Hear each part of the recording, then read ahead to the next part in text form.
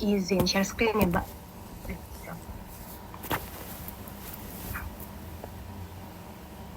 Oke, apakah sudah terlihat? Sudah. Oke. Sebelumnya terima kasih Mbak Nadia. Jadi saya akan mewakilkan teman-teman saya, Fitri yang lagi sakit karena suaranya habis, juga Vido yang tadi pusing dan sudah izin. Kebetulan saya juga lagi sakit, ya diare, dan juga sepertinya Hasya juga sedang sakit. Jadi saya di sini mungkin akan menjelaskan sendiri, dan mungkin nanti Hasya juga akan mencatat seperti itu. Oke, jadi mungkin berbeda dari kelompok-kelompok yang lainnya ya. Kelompok kami belum menetapkan judul yang pasti, tapi mungkin untuk gambaran penelitian kami akan sedikit dijelaskan dari latar belakang yang sebenarnya juga masih kami revisi. Jadi di sini kami akan meneliti bagaimana program magang sebagai salah satu program prakerja itu semakin marak atau semakin populer dalam perguruan tinggi atau pendidikan tinggi. Lalu bagaimana program magang memberikan kesempatan bagi mahasiswa untuk mendapatkan pengalaman praktis di lapangan yang relevan dengan jurusan mereka. Nah, yang terkait juga seperti pengalaman praktis, keterampilan yang diperoleh, dan juga jaringan profesional yang dibangun selama magang, itu memiliki dampak positif dan signifikan bagi peluang kerja mahasiswa. Nah, di sini kami juga akan melakukan menelik gitu ya, signifikansi dari penelitian yang akan mengarah kepada kebermanfaatan dari program magang dalam dunia ketenagakerjaan pasca lulus dari perguruan tinggi. Untuk hasilnya sendiri di sini mungkin kita akan menganalisis bagaimana peran program magang ini dapat meningkatkan kesiapan karir mahasiswa dan mengurangi kesenjangan antara pendidikan dan juga dunia kerja, serta juga untuk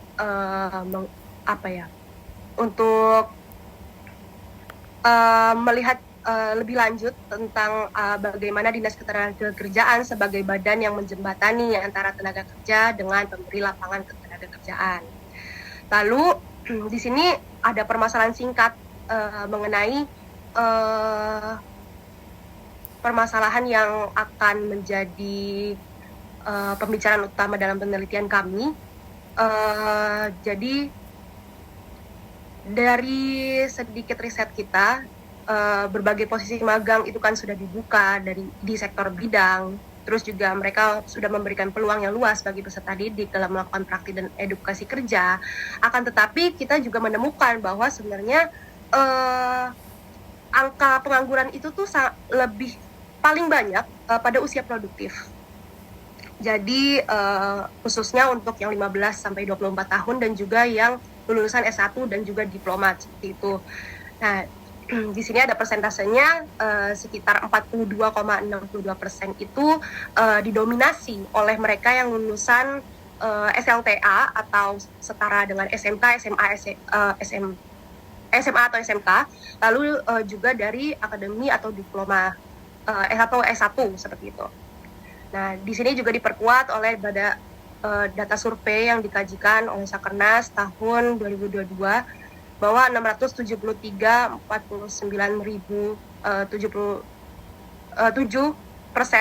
7,99% yang merupakan lulusan universitas dan 159,49,000 atau 1,89% lulusan akademi atau diploma.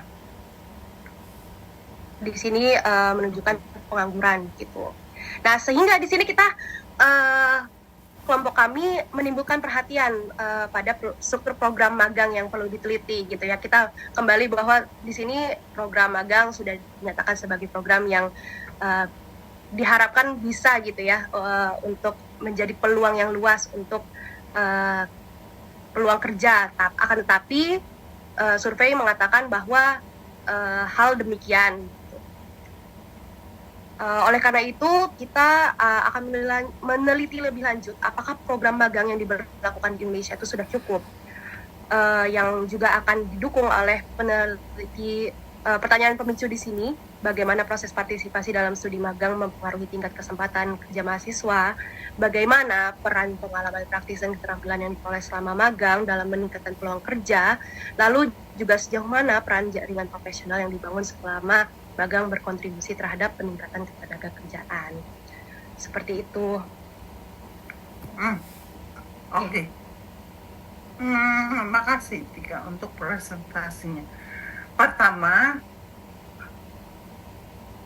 Disnaker itu kalau dari struktur tadi aku coba satu kan juga ngomong organisasi.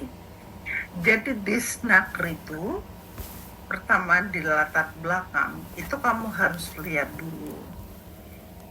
Kemenaker itu punya kebijakan apa? Pasti dia kebijakannya no pengangguran. Itu pasti gitu. Ya, gak ada pengangguran. Walaupun ya, orang sih mimpi ya semua kerja ya. Ternyata ada yang gak kerja juga. Oke, jadi di latar belakang silakan bikin dulu Kemenaker kebijakannya apa. Itu kelihatan di visi misinya dia. Kecuali kalau orang Indonesia nggak lurus antara dia visi misinya apa, jadi mimpinya apa, jalannya kemana, gitu kan? Itu kita bisa lihat visi misinya apa, dia Kemenaker seperti apa, lalu lihat Disnaker itu. Kamu mau lihat Disnaker mana nih, kelompok 6? Oke, sebelumnya kita juga sudah membicarakan ini untuk Disnakernya karena kita berlokasi di Depok, karena kita juga mahasiswa. Jadi kita untuk sampelnya itu kita ngambil Disnaker Depok, Mbak. Nanti coba tanya anak-anak 2020 sama 4 orang sosial ya. Mereka pernah MBKM juga di Disnaker Depok. Jadi ada jalur ke sana, aku pikir ya siapa saja untuk dapat gatekeeper gitu ya. Sehingga kamu dapat precise Disnaker itu tupoksinya atau tugasnya apa tuh gitu. Nah, di latar belakang kalau memang Disnaker Depok, tolong ditulis langsung Disnaker Depok. Lalu ditulis tugasnya dia sampai mana. Kita maunya kayak Tuhan ya, semua selesaikan. Tapi kita terbatas sama Disnaker itu tugasnya apa.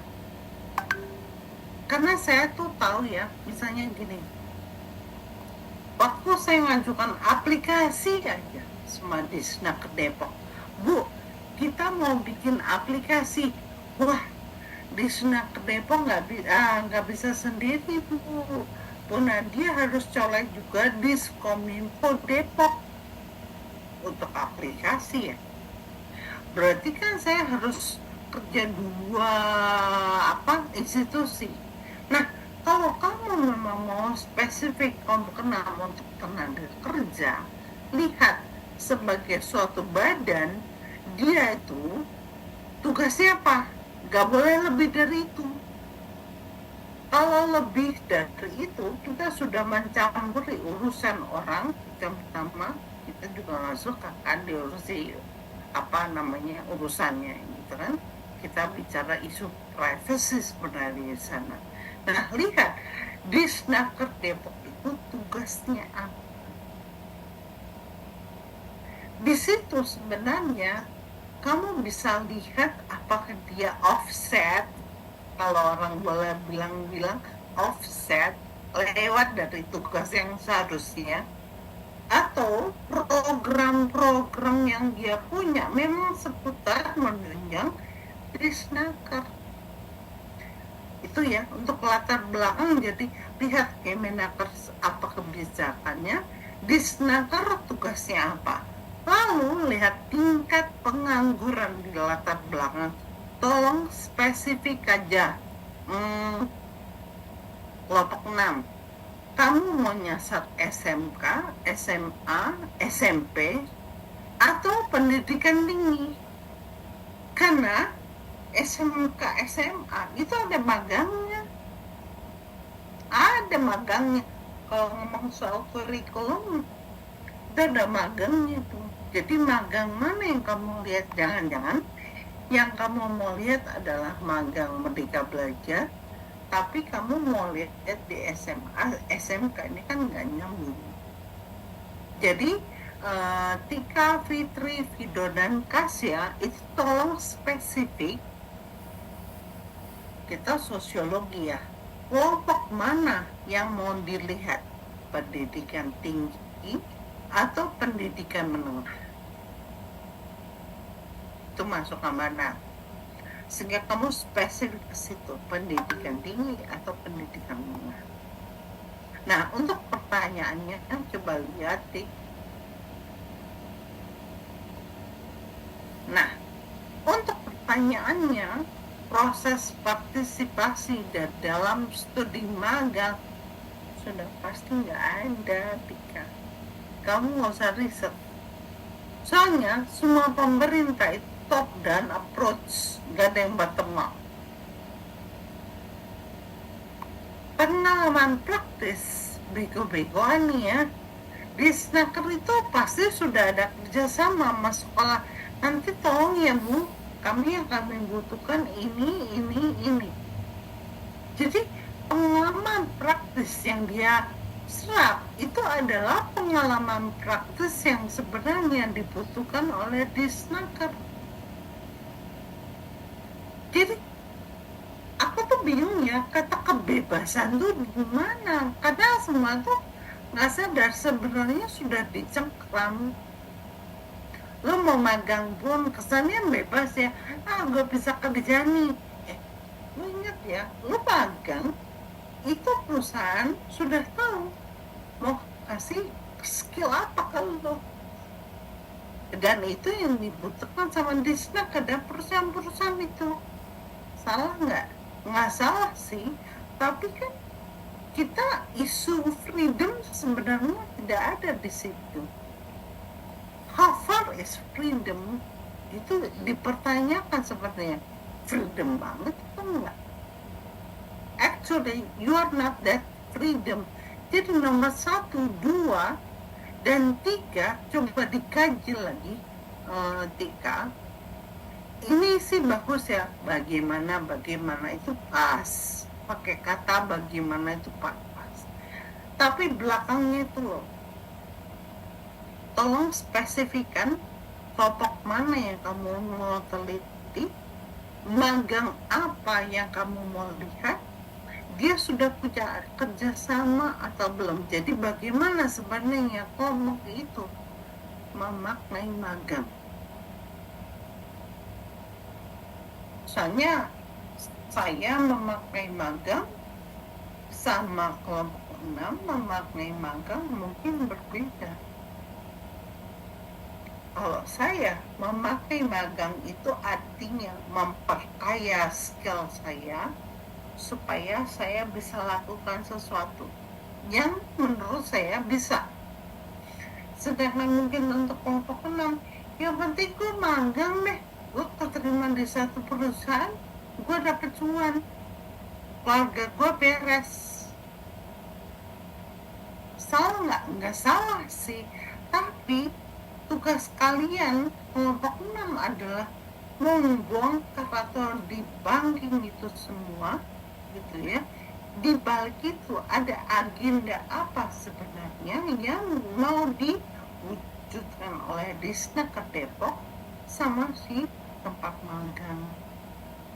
Nah, saran saya, subjek analisanya kamu bisa pilih 2.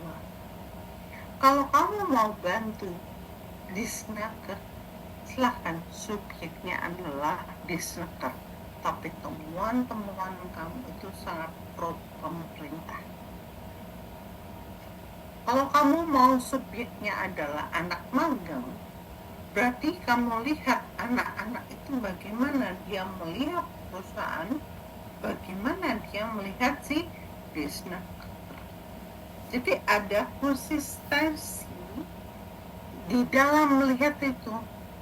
Jadi di otak kita pengennya sih lihat anak magang ya Mbak, tapi kan kita di disnaker diterimanya nggak enak. Nah ini namanya paradoks. Nah aku sarankan kelompok 6 tolong bikin keputusan kelompok mana yang kamu mau teliti dan subjek penelitian kamu siapa. Gitu, Tika. Oke, terima kasih banyak Mbak Nadia untuk masukannya. Thank you. Next.